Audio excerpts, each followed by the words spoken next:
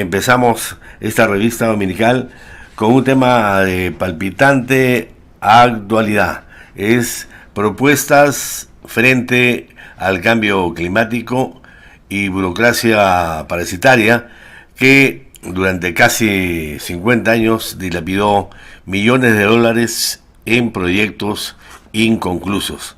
El tema es Macrosur al borde del abismo por inminente colapso hídrico.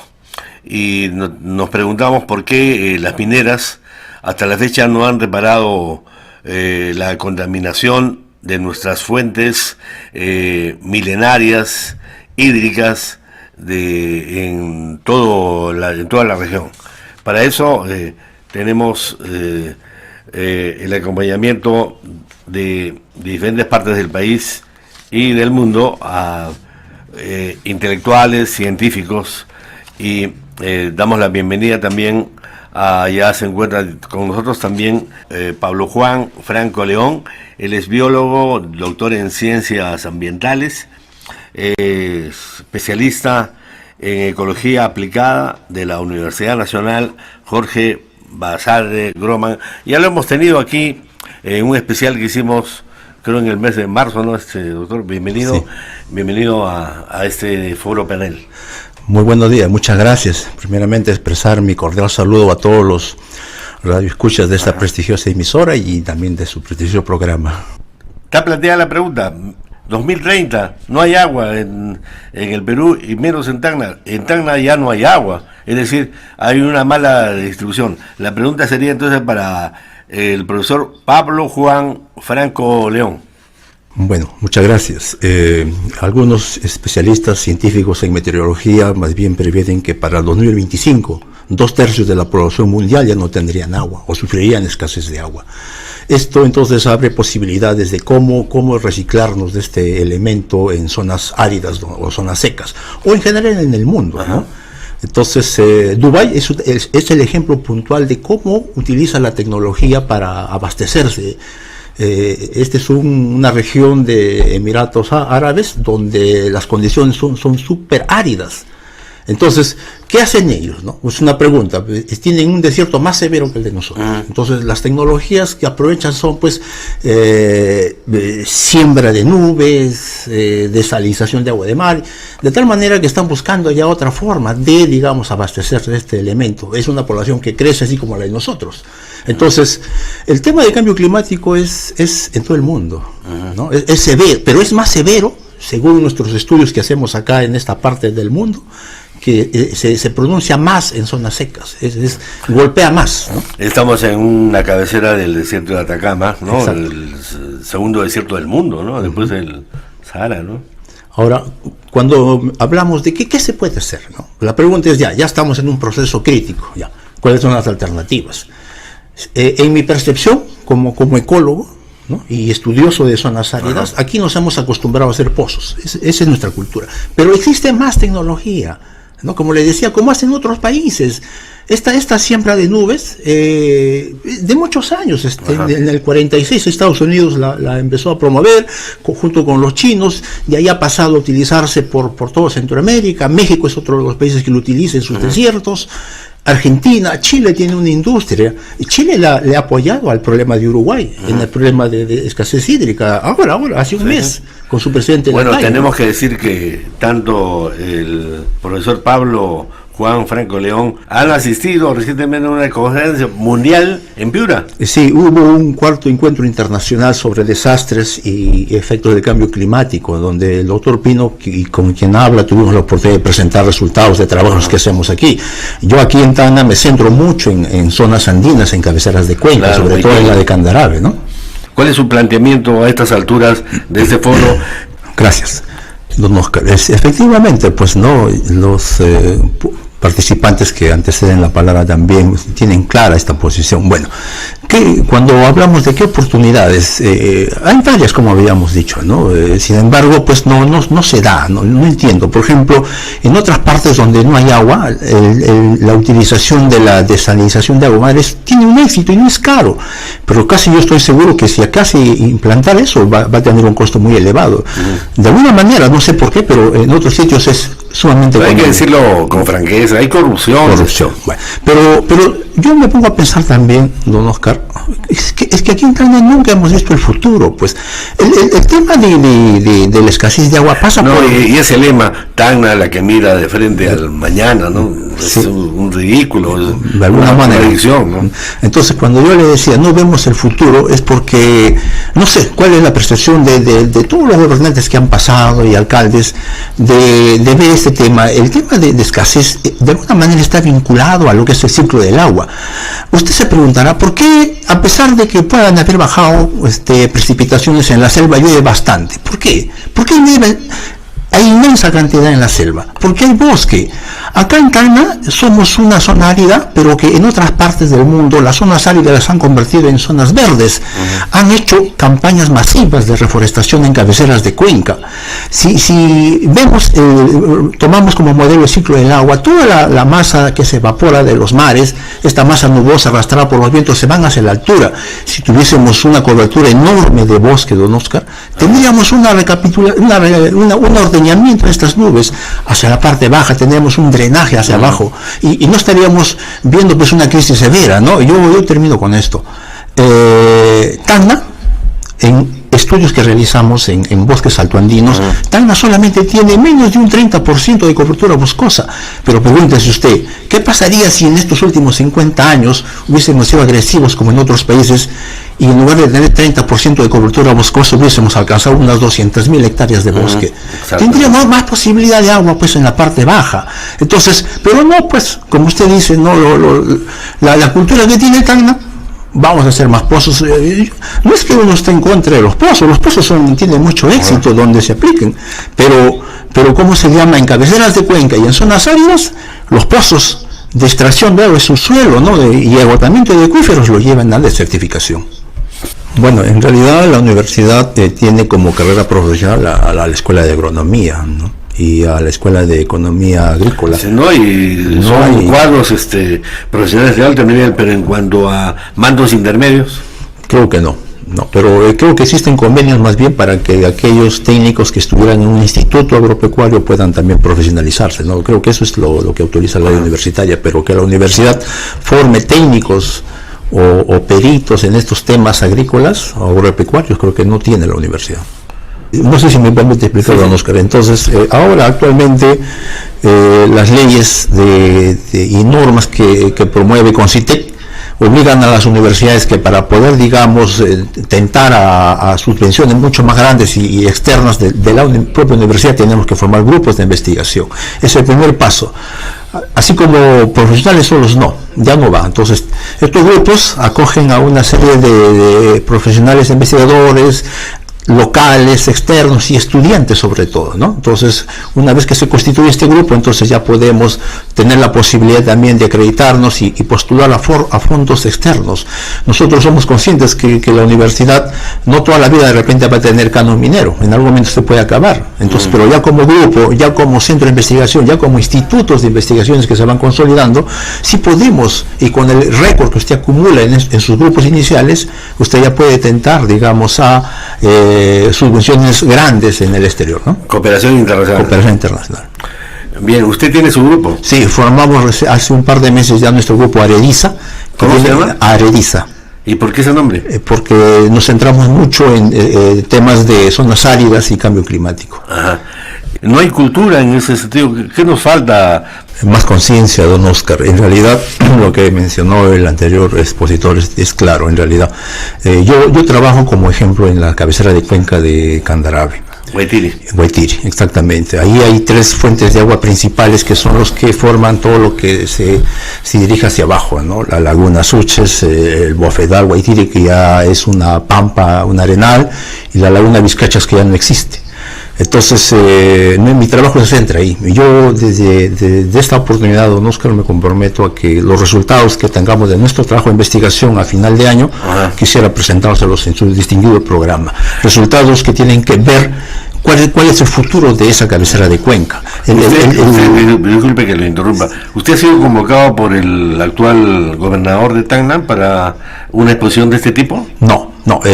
Tuvimos la oportunidad de participar como invitados en la última mesa de diálogos, donde la universidad sí ha sido considerada justamente por los aportes que viene haciendo. Claro. ¿No? Por primera vez en la historia de la minería, un académico representando a una universidad integra una mesa de diálogo de Candarave, gracias a este tipo de foro que estamos haciendo. Claro, entonces en ese contexto, don Oscar, yo le menciono de que sacamos un libro, publicamos un libro que es un diagnóstico de la zona actual, que no tiene que ver con resultados. Los resultados recién los tenemos, resultados de cuál es el futuro de estas lagunas Suches, ¿no? ¿Cuál es qué ha pasado con los bofedales, las 4.000 hectáreas de bofedal arriba? ¿Cuáles son las condiciones de suelo? ¿Cuáles son los cambios en cobertura vegetal? ¿Qué se espera de esa pampa? ¿Y qué pasó con la laguna Vizcachas? ¿No? Todos esos resultados ya los estamos terminando y nos falta solamente la parte de ver del balance hídrico, que tiene que ver pues con el futuro básicamente, ¿no? Entonces, solamente para terminar, don Oscar, arriba en nuestras cabeceras de cuenca hay dos agentes fuertes, dos problemas fuertes: cambio climático y actividad antropogénica, ¿no? Las dos se unen y entonces cambian todos los ecosistemas a otros estados. La laguna Suches es aparentemente el único fuente de agua que queda. ¿Usted sabe a cuánto se ha reducido esa laguna Suches? ¿Cuál es su profundidad? ¿Cuál es su batimetría que le espera a esta laguna? Va a desaparecer, don Oscar. Si sigue así, el cambio climático severo, donde se miden 10 litros de pérdida de agua por segundo por evaporación, entonces, ¿qué le espera a una laguna pequeña? La laguna Suches es pequeña, de 17 metros, que en promedio tenía su profundidad, ahora tiene 10 metros de profundidad. Por eso ya no se hace crianza de truchas en jaulas flotantes, casi ya no les permite. Entonces, y obviamente que de ahí se extrae agua, ¿no? Para otras actividades. Entonces, por eso le decía, y sobre todo el ganado, ¿no? Entonces, y eso jala a otros problemas de contaminación. El problema de las aguas de nuestras cabeceras de cuenca o cordilleras son naturales. Ahí no hay que echarle la culpa a nadie. Son aguas que se abastecen de escorrentías superficiales que bajan de la misma cordillera del Barroso, cargadas de todo tipo de elemento químico. Pero cuando, pues si hablamos del Cayazas propiamente, ¿no? Este Cayazas antes pues se formaba en la laguna Suches, porque la laguna Suches tenía agua y rebalsaba. Pues ahora no, pues ahora ese río de Cayazas se carga de todo lo malo que puede haber en su trayectoria hasta Aricota. Y por eso es que todo lo debajo es contaminado, ¿no? Como uno de los panelistas decía, pues que tiene 3 o 4 veces, yo diría que tiene más, porque esos son los resultados que tenemos ahora de toda esta cuenca Locumba. Profesor Pablo Juan Franco León, su última reflexión en esta sesión, en este foro, ¿no? Porque por hacer hay muchísimo, ¿no? Como decía Vallejo, hay, hermano, muchísimo que hacer. Muchas gracias, don Oscar. En realidad yo quería terminar mi participación mencionando lo siguiente. Es muy cierto lo que mencionó el anterior participante, ¿no? Es controlador. En realidad, aquí en Tacna tenemos casos severos de contaminación por diferentes metales pesados. El depósito en el cuerpo humano se conoce como un proceso de bioacumulación en tejidos blandos, y desde ahí ya se desencadenan todos los desórdenes en la fisiología del organismo. Pero por ejemplo, si yo mirara solamente Candarave, esta gente toma agua altamente contaminada. El tema es que cuando uno va a una posta a través de los años que controlan en calidad de salud y pregunta si ha habido algún impacto sobre un niño, nadie quiere dar información, a pesar que no es parte de nuestro trabajo de investigación. Ese es un tema ya de salud, ¿no? O aquí en Tacna, el distrito que toma más agua con arsénico era Pocoyay, o no sé si seguirá siendo, pero hace tiempo se hizo un estudio por algunos médicos de acá de la Universidad Basadre, y publicaron un artículo en el que demostraban pues que la zona que toma más agua con arsénico era Pocoyay. Pero cuando usted va a su centro médico de salud y pregunta a ver si hay alguna casuística de alteración en personas, nadie quiere dar información. Entonces ese es un problema también que me parece que se esconde en la información, pero bueno, es tema también de un proceso de investigación. Yo quería terminar con esto también, don Oscar. El río Cayazas en Candarave, que es mi centro de operaciones, es el principal afluente de agua para el desarrollo agrícola, ganadero y de alguna manera también vinculada a potable, aunque ellos tienen otra fuente de agua, pero de igual condición. Entonces, en este río Cayazas, como todo río tiene una biota acuática, ¿no? Propia, que es propia de todos los sistemas acuáticos. En nuestro trabajo hemos encontrado muchas células deformes, células que de alguna manera solamente se alteran cuando la contaminación por metales pesados es altísima. Cadmio, plomo, arsénico, boro, afectan a nivel genético. Si estas células me están dando una lectura de los cambios que están dándose en estas aguas, y estas aguas son utilizadas así por esta población, ¿usted cree que no sería lógico pensar que en los humanos también puede estar pasando algo, que se esté dando un proceso de teratología, es decir, de formación genética? Entonces esa es una parte en la cual estamos metidos actualmente. Esperamos arribar y que las personas, pues, las que toman decisiones, puedan tenerlo en cuenta también para una mejor calidad de sus aguas. Bien, gracias, profesor Pablo Juan Franco León. ¿Qué nos puede señalar y incrementar en su apreciación científica, profesor Franco? Sí, muchas gracias, don Oscar. Un aspecto quería precisar, ¿no? también, Sí, abierto, es un foro. Fíjese, nos estamos quedando sin agua. Y las autoridades que usted ve solamente buscan parchar el problema del momento, ¿no? Con un par de pozos para unos 3-4 meses, siempre y cuando estos pozos abastezcan. Toquemos entonces la cosa fáctica. Sí, sí. O sea, una cosa es el dato y otra cosa es el relato. Sí. El dato es que el gobernador, que recién está retomando, digamos, sus proyectos, ha lanzado en Miñani, digamos, utilizando una máquina que me cuentan que no es, eso va a ir en otro programa, ¿no? Que no solamente es el tema de un rescate de una máquina de anterior gestión, sino que viene de la corporación. O sea, es una máquina que solamente tiene como efecto la exploración y no la explotación. Al respecto, ¿nos puede comentar claro, o sea, quería esta actitud, digamos, populista, demagógica, ¿no? Yo quería, digamos, iniciar esta para centrarme en lo siguiente, ¿no? Entonces, vemos solamente el presente, ¿no? Pero si usted se mira, ¿cuántas autoridades han pasado y alguna vez han diseñado una estrategia para el futuro, como lo hacen en otras regiones de Sudamérica? Usted sabe cómo trabaja Colombia, Ecuador, Brasil en el tema de la conservación de recursos hídricos, ¿no? Con la denominación de biocuencas, ¿no, Oscar? ¿Qué cosa es una biocuenca? Una biocuenca es la conservación para el futuro de los recursos hídricos más la biodiversidad. No se pueden separar. Entonces, ese contexto, por ejemplo, se puede realizar acá. ¿Qué necesitamos? Tenemos ciencia, tenemos gobernanza, tenemos fortalecimiento de capacidades y monitoreo, cosas que se pueden hacer acá. Sin embargo, usted siempre escucha, pues, en base a ese tema, ¿no? No, solamente haremos un pozo siempre y cuando, pues, el pozo abastezca. Y además, mire, discúlpenme, pero las élites políticas son, diríamos, o ignorantes o mezquinas, o no son, o sea, digamos, gente culta.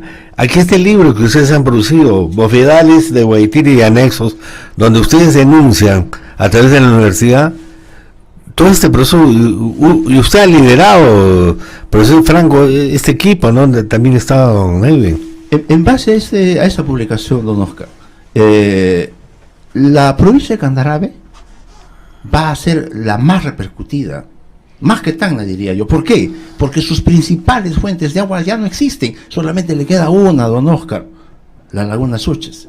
Y esa laguna Suches pierde al día más de 15 litros por segundo por evaporación. Se está secando. La laguna, el lago Titicaca pierde 10 litros por segundo por evaporación. Nuestros datos de nuestros evaporímetros nos indican eso. Entonces, ¿de qué cabeceras hablamos ya, pues?